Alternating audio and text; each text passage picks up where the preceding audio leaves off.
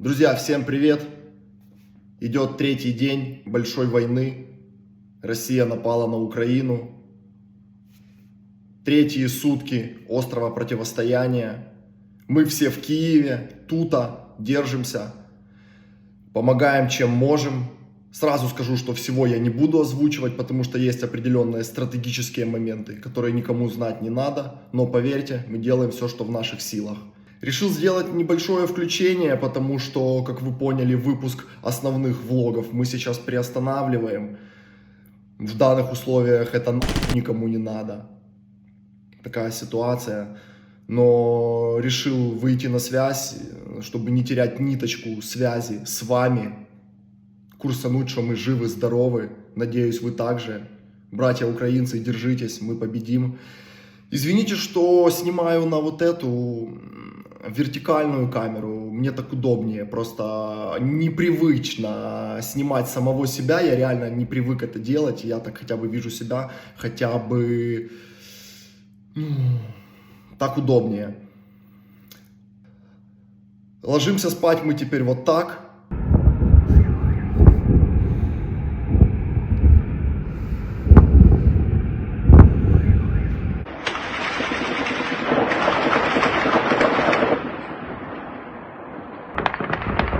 Просыпаемся мы вот так.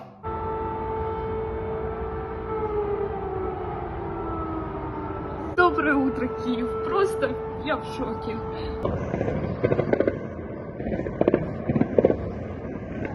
Минский массив. Произошло это все очень резко и неожиданно. Естественно, до самого последнего никто в это не верил.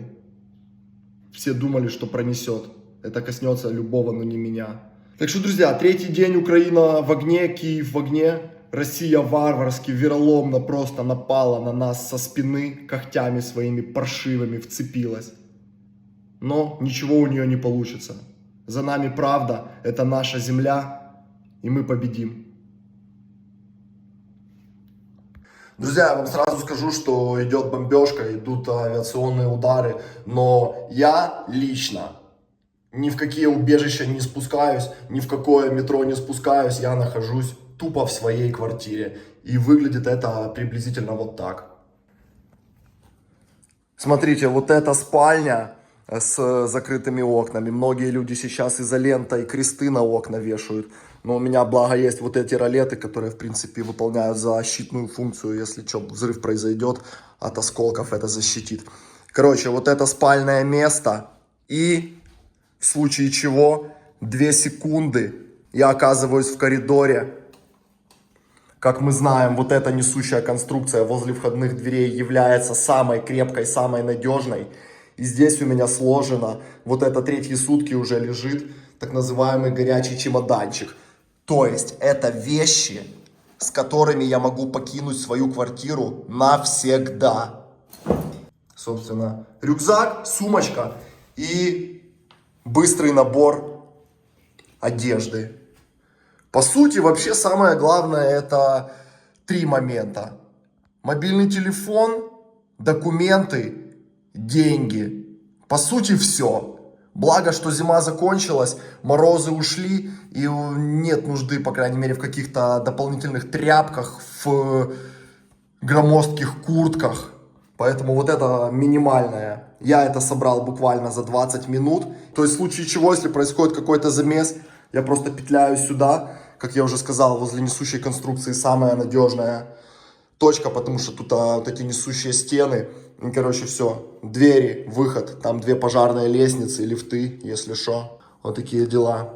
Еще, многие спрашивают, что типа вы мне говорят, ты снимал ту квартиру, теперь ты не в той квартире. Я это уже 100 раз говорил и в сторис, и на стримах, просто, чтобы не было сразу глупых провокаций, я вам скажу, что ту мою квартиру, это моя квартира, которую мы снимали в обзоре. Сейчас на зиму туда приехала моя бабушка. Все вы ее знаете, вы ее видели у нас в сторис у меня. Ой, Ой, Димочка, ты мне купил те самые новые очки, Райбены, за 5 зелени. Она уже старенькая, ей 80 лет, я за ней ухаживаю. И на зиму в селе ей сложно. Я ее перевез в город, тута, чтобы она была в зоне доступа, пока бомбят.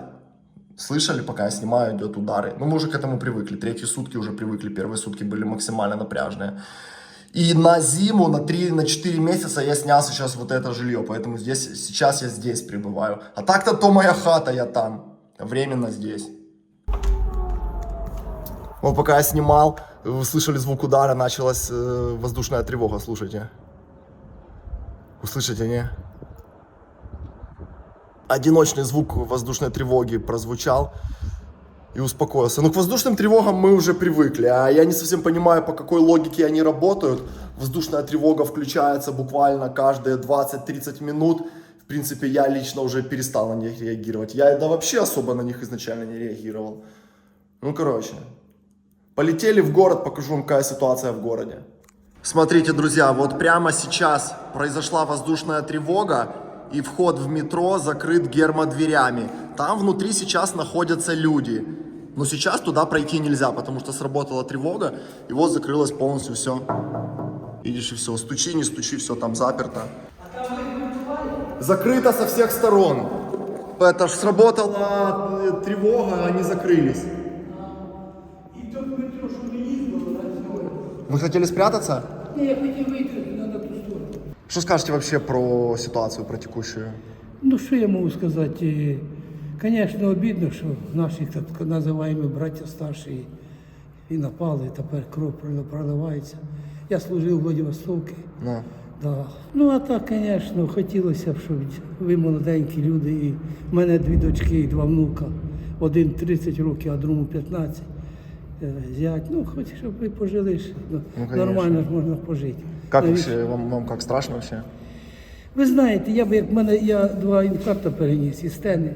Якби то, я б автомат взяв, якби я був би здоровіший трошки, так років, щоб ще дав. Років 10 назад я ще міг так на городі працював, в селі там мамина батьківська хата, там, то я так ще й кумачки носив, а зараз вже другий інфаркт і мене вже. Что можете сказать нашим товарищам русским по ту сторону, которые находятся? Ну, хотілося б сказати, що хай вони якось, розумієте, ну, подумають. І ми ж, у нас, кстати, у дружини брат рідний в Москві живе, племянників багато, розумієте, у нас Дальнім Востоком зв'язі є, тому що ми ж там прожили. Ну, правда, недовго, то я служив, а потім ще рік.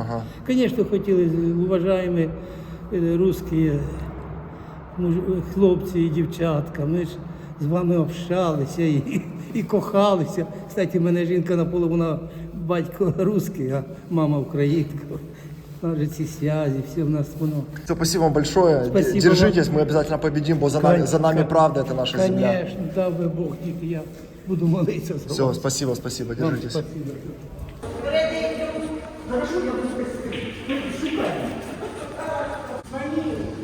А?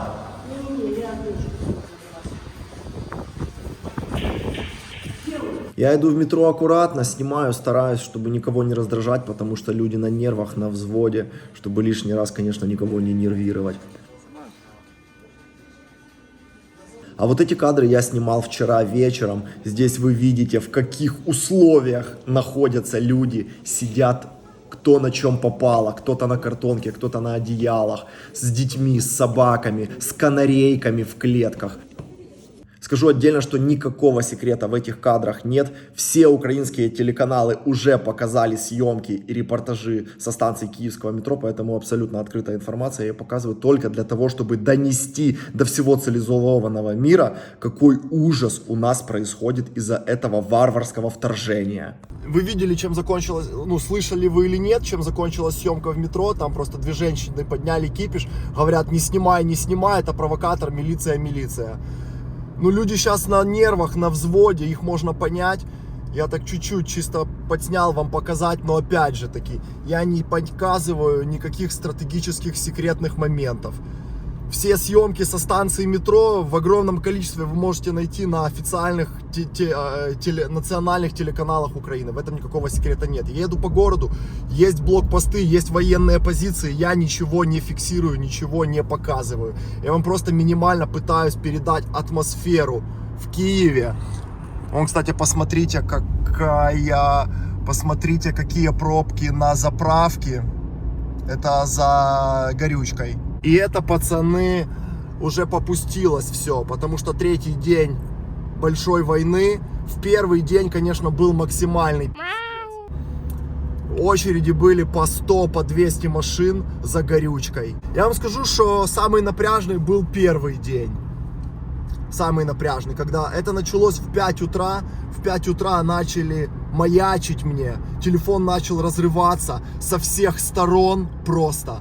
Начали звонить люди, и, к сожалению, почти все звонили в истерике. Люди говорили: Димон, убегай, убегай, нас бомбят.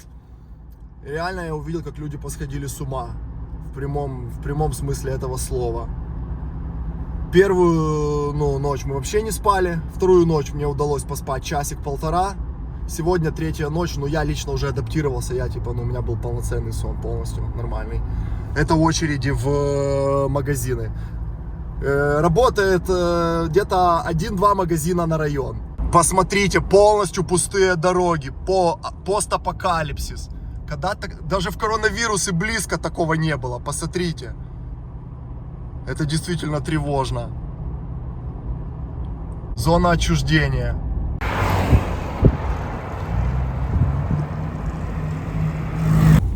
Вообще перемещение по городу, есть определенные нюансы.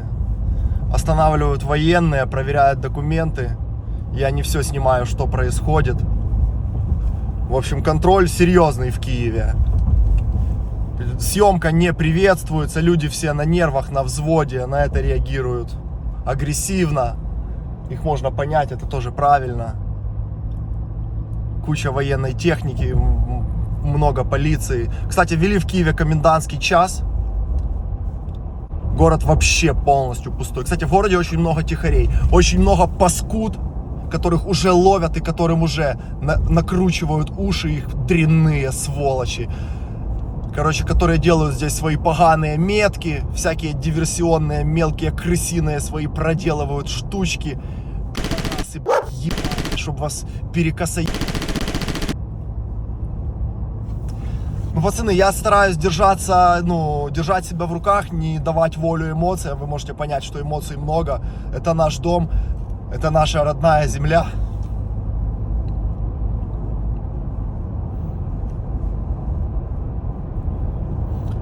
Вас сюда никто не звал. Это наш родной дом, наша родная земля. Вас сюда никто не звал. Вы пришли. Вы к нам пришли.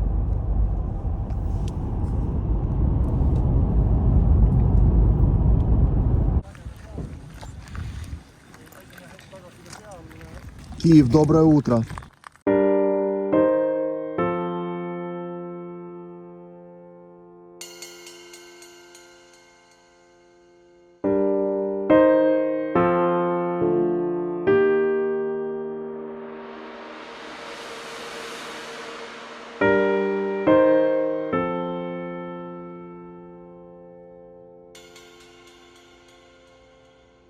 Смотрите, пацаны, в этот мирный дом попал снаряд в 5 утра.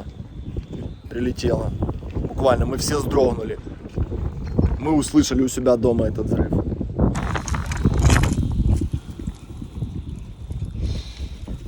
Дорогие друзья, я являюсь подписчицей страницы Бездомная.ua.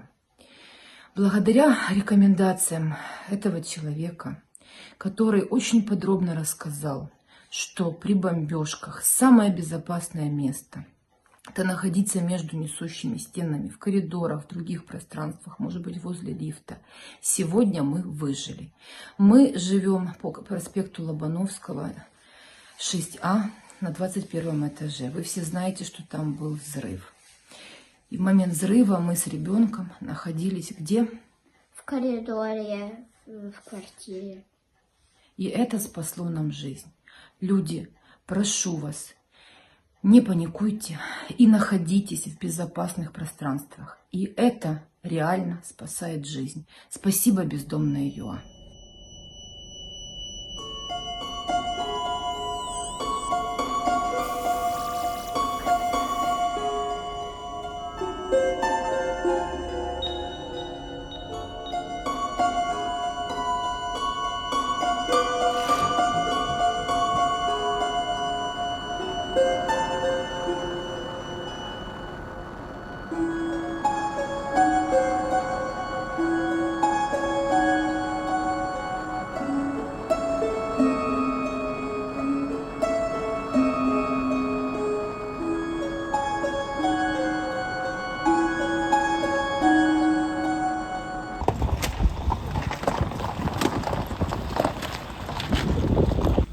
Посмотрите, тут лежит школьный рюкзак, новенький.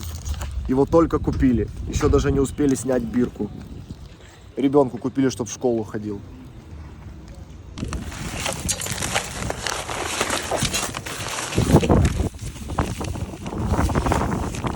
Смотрите, взрывом повыбрасывало очень много личных... Ну, почти все, что было в квартирах, повыбрасывало с взрывом. Видно, человек был рыбак. Вот его набор, снасти, какие-то личные вещи. В общем, картина душетрепательная.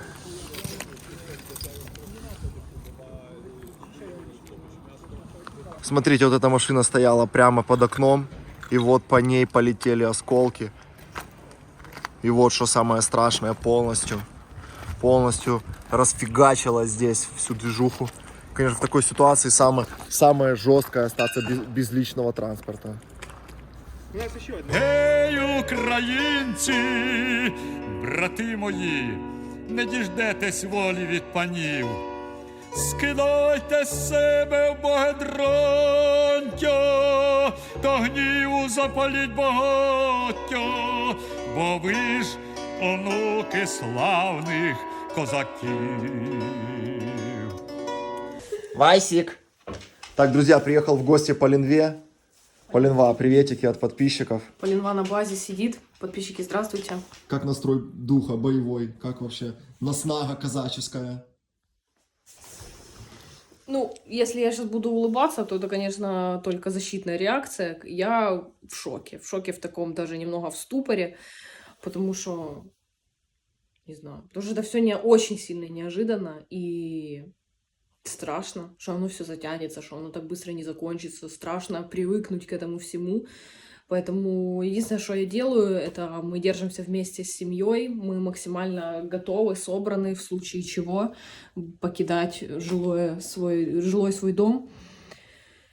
Все собаки с нами, у нас 2 большие собаки, поэтому мы не можем. Вот Васик, и у нас еще лабрадор, и с 2 большими собаками было бы сложно пересиживать в каком-нибудь бомбоубежище или в метро, не хочется создавать панику и тоже беспокоить собак, чтобы у них был стресс, понос и все остальное, поэтому мы приняли решение, что будем оставаться до конца в своих домах. Когда звучит сирена или какая-то аварийная ситуация, то мы держимся в коридоре, обустраиваем. Серьезно, в коридор уходите? Ну, мы закрываем двери, и в коридоре самое безопасное место, говорят. Дом все-таки остается самым безопасным местом, потому что у тебя здесь все есть, и это как бы последнее, когда ты лишаешься уже дома, тогда уже можно что-то делать, предпринимать. Хотя вообще, уверенности нет ни в чем, потому что вот тоже люди думали, что дом самый безопасный, оставались, и вот в 8 утра влупила тупо ракета в жилой дом. Короче, ни в чем не безопасно, поэтому мы сейчас просто именно в таком режиме, в очень странном режиме, в таком режиме, в котором мы никогда в жизни не находились, не хотели никогда в нем находиться, мы не знали, не готовились к нему. И мы сейчас в таком режиме именно мониторим новости, держим все при себе, максимально экономим какие-то вещи, там, вплоть до воды и хлеба, вот, и Стараемся не падать духом, конечно, помогать друзьям, помогать друг другу, у кого нет каких-то вещей, каких-то продуктов, что-то подвести каким-то, у кого есть какие-то взрослые родители, бабушки, дедушки в других районах, типа кому что нужно, ребята, которые идут в территориальную оборону, что им нужно, какие-то деньги, обувь, вплоть до трусов. Как бы просто помогаем друг другу и просто охраняем нашу землю и наш дом. Я слышу, что вы позаклеивали окна себе вот этими скотчем. И так по городу, Ой, я тебя не увидел, где ты. И я так... Он тоже у соседей вот напротив, видишь? Я по городу еду, и, ну, пацаны, реально, огромное количество окон люди заклеивают. Он, кстати, Полинва маленькая, почти. Это я маленькая. Это бабушка и дедушка меня забрали с роддома. Это выдали родителям молодую Полинву. Да, уродившуюся. Да, вот я люблю животных очень, я вот вся в животных, в мягких игрушках тут. Слышишь, а Васик что каже? Ну, Васик не понимает ничего. Я не понимаю, что тут делать, зачем. Постоянно идут переписки с друзьями, постоянные. Из Киева, из разных районов, из других городов. Постоянно мы на связи, мы просыпаемся, мы сразу же пишем всем друзьям, как ты, шо ты уехал, ты на базе, что у вас. Сейчас все просто в первый же день, мы никогда так не общались, мы в день рождения никогда так много не общались, тем более на протяжении всех этих дней. Вот сейчас реально даже у нас был такой мем, что в наше время спросить человека, как ты, это равносильно сказать ему «я люблю тебя». Это, с очень многими ребятами держим связь, это очень, очень приятно, очень ценно. Мы чувствуем, что мы вместе, что мы команда, и мы готовы делать то, что нужно делать для того, чтобы это все остановить, для того, чтобы вернуться в обычный режим. Еще хотела сказать, что тоже есть такое чувство, что вся предыдущая жизнь как будто обесценилась. Я захожу в рекомендации Инстаграм, и у меня там какие-то красивые квартиры, какие-то торты, украшения, купальники, какие-то машины, там, туфли, короче. И я сейчас смотрю на это все, я это листаю, даже не останавливаюсь, типа пофиг. И возвращаюсь обратно в телеграм-каналы, в новостные каналы, я смотрю, читаю, что, где происходило. Я себя словила на мысли, что как будто предыдущей моей жизни все, она вот так просто испарила. Это уже никому не нужно. Я уже хожу в тактических старых штанах, потому что они самые удобные. Мне в них удобнее всего. Здесь куча карман разных. В кофте самой удобной. Все. Про косметику никакой речи уже вообще быть не может. Вот вся предыдущая жизнь, она вот так обрубается, и начинается какая-то новая. И я очень надеюсь, что мы не привыкнем к такой жизни, что все будет нормально, что они смогут договориться, что нельзя так поступать с обычными людьми, мирными жителями, которые ничего не сделали, у которых нету средств сумасшедших, чтобы сейчас покупать новые машины. Типа, пофиг, взорвали, пойду новую квартиру куплю. Блин, это такой стресс колоссальный, это столько лет жизни, наверное, у людей минус, и столько людей умирает из-за того, что не выдерживает сердце. Взрослые, пенсионеры, родители чьи-то, у них просто, они начинают чахнуть, увядать из-за того, что они очень много нервничают и переживают. Это страшно. Я хочу, чтобы это все закончилось уже поскорее. Это невозможно. И не хочется к этому привыкать.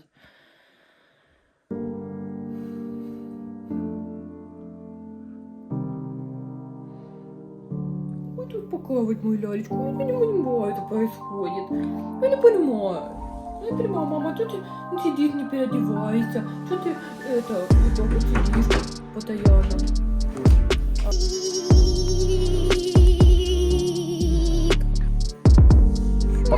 Покусаешь всех мерзавцев, разорвешь стальными челюстями, окулячами всех, гадов, кто придет в наш дом, всех разорву.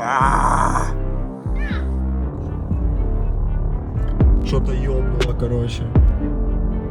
Сгорели 2 тачки, поліція одна. У ці суворі, складні часи, мабуть, найбільш доленосні в нашій сучасній історії, я звертаюсь до всіх і кожного з моїх співвітчизників в Україні та за її межами.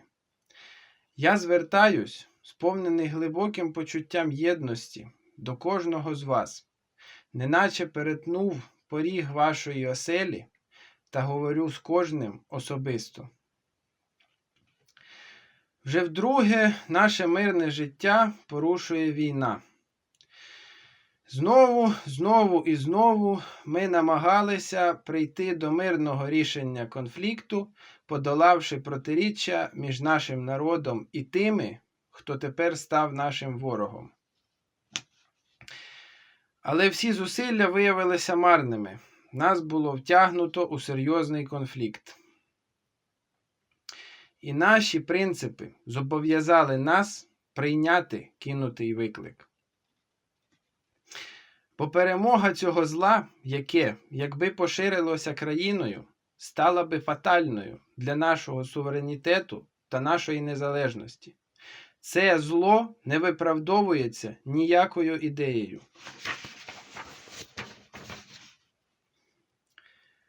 Заради збереження всього, що нам дороге, я вважаю неприпустимою саму можливість цей виклик відкинути. В ім'я цієї високої мети я закликаю наш народ і кожного громадянина в Україні та за її межами об'єднатись і вважати цю мету своєю власною. Я закликаю кожного зберігати єдність і витримку. У цей час важких випробувань завдання перед нами стоять складні. Попереду у нас багато складних випробувань, але ми мусимо поступити так, як вважаємо правильним. Якщо всі як один ми будемо непохитно рухатись у цьому напрямку, тоді завдяки нашій єдності та рішучості ми здобудемо перемогу. Хлопці, не втрачайте надію. Перемога буде за нами. За нами правда, за нами ми.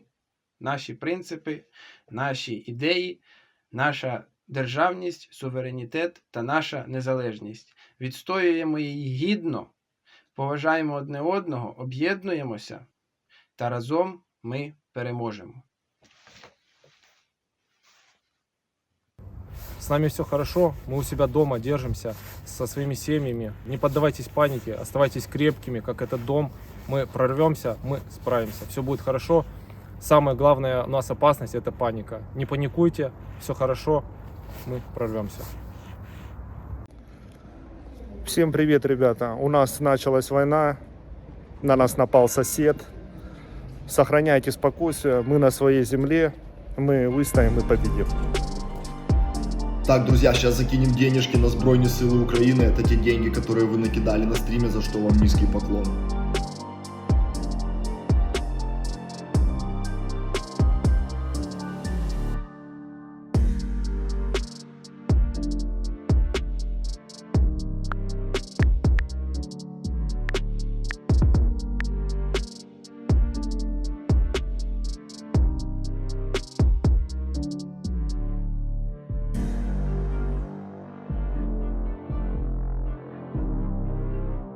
Друзья, украинцы, сейчас решающие дни. Никого не бойтесь и ничего не бойтесь. Не слушайте эту вражескую пропаганду, которая хочет просто промыть мозги, запугать нас, забить нас в норы и сделать из нас трусливых шавок. Мы ничего не боимся, мы на своей земле, за нами правда.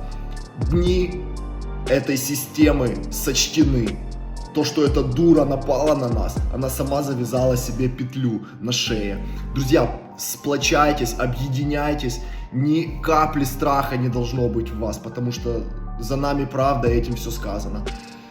Низкий поклон Збройным силам Украины, участникам теробороны. Это лучшие сыны и дочки Украины, которые отдают свои жизни, свое здоровье за нас. Я понимаю, что каждый не может взять автомат, но каждый может по-своему какую-то лепту внести, в своей области где-то быть полезен. Хотя бы 100 гривен, хотя бы 50 гривен скиньте на армию, это будет ваш взнос. Не сидите как мыши просто в бездействии, потому что молчание — это самое главное преступление. Потому что потом, когда мы победим, как вы будете ходить по улицам, как вы будете смотреть людям в глаза, что вы делали, чем вы занимались, когда вас хотели просто ваших матерей, бабушек, детей, которые сейчас сидят по подвалам, по вонючим, по бомбоубежищам и прячутся. Чем вы занимались? Каждый может быть полезен в своей, в какой-то отрасли. Думайте, где вы что можете сделать. Отдельно хотел бы обратиться к блогерам, ко всем вообще медийным, большим, мелким лицам и Украины, и России, и всех стран. Не молчите. Многие ебло позатыкали сейчас, языки в жопу позатыкали, сидят, молчат. Топовые московские блогеры, всякие имена не буду называть, всякие Моргенштерны, инстасамки, дыры эти ебаные наркоманки, блядь, позатыкались и боятся что-то пикнуть. Вас эта дура загнала в рабство уже. Ваши дети будут рабами. Вы будете все сидеть в тюрьме за репост в соцсетях. Это ваше будущее, и этого вы хотите. Каждый должен подавать сейчас голос, потому что молчание – это самое большое преступление. Мы тоже помогаем по-своему, как можем. Я все не озвучиваю. Я знаю, что нас смотрят много стран, весь земной шар нас смотрит. В описании под видео реквизиты, как поддержать украинскую армию. Нам никаких денег не кидайте. Кидайте все на Збройні силы Украины. У кого сколько есть. Даже 20 гривен, если вы скинете, это уже будет какой-то поддержкой. Потому что огромная пустыня начинается с вот такусенькой, самой маленькой песчиночки. Огромный океан начинается с вот такусенькой капельки. Каждый из вас, даже если это девочка 12-летняя, она может какую-то маленькую капельку внести, которая объединится в огромный, сплетется сильный кулак народного гнева, который расставит все на свои места. Друзья, всем спасибо, никого не бойтесь, на связи. Всех, кто на нашей стороне, всех обнимаю, крепко жму руку. Победа скоро. Друзья, никого не бойтесь, никого не слушайте. Правда на нашей стороне, и этим все сказано. Друзья, распространяйте это видео, чтобы люди знали правду. Поддержите видео комментарием, лайком, чтобы YouTube его продвинул, чтобы как можно больше людей узнало о происходящем. Подписывайтесь также на подписывайтесь также на мой инстаграм, на инстаграм Суперсус. Там мы регулярно выкладываем сторис с актуальной информацией. Я вот думаю, что сила в правде. У кого правда, тот и сильней. Слав завзяття міць! Щоб за слав завзяття міць! Щоб сміло йшов я в бій! Щоб сміло йшов я в бій! Так, як ішли герої за тебе, свята! Так, як ішли герої за тебе, свята! За твою славу! За твою славу! За твої святі ідеї! За твої святі ідеї! Щоб помстити ганьбу неволі! Щоб помстити ганьбу неволі! Потоптану честь! Потоптану честь! Глуб катів твоїх! Глуб катів твоїх! Невинну кров помордованих дітей твоїх! Невинну кров помордованих дітей твоїх! Величну смерть героїв!